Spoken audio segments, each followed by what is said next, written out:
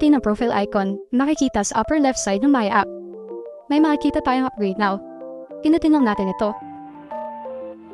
Ito nga pala yung mga features ng Maya na pwede nating magamit kapag upgraded na ang ating account. Pinapakita din dito yung mga steps na gagawin natin mamaya sa pag-upgrade. Scroll down lang natin at pinutin ang Let's Go. Sa part naman na to, pipiliin lang natin kung anong ID ang gagamitin natin sa pag-upgrade. Sa video ito, ang pipiliin ko ay National ID. I-click lang ang Continue kapag nakapili na. Ito naman ang mga dapat i-check bago kuhanan ng picture ang ID. Kapag nabasa na, pinutin ang Continue.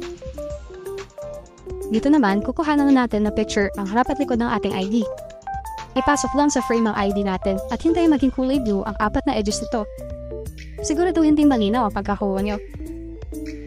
Susunod naman ay kumuha na tayo ng video selfie natin. Ito nga pala ang mga tips kung paano kumuha ng video selfie. Kapag ready na kayo sa video selfie, pinutin lang ang Continue. Lalabas ang mukha natin sa bilog na frame. May instruction na dapat mag-blink tayo ng mata o pumurap. Automatic na masasave ang video natin kapag okay na. Sa part naman na ito, dito na natin ilalagay ang personal information natin. Kumpletuhin lang lahat ng required na information tulad ng work, nationality, place of birth, current address, at zip code. I-tick lang itong use this as my permanent address kapag same lang ang current address at permanent address.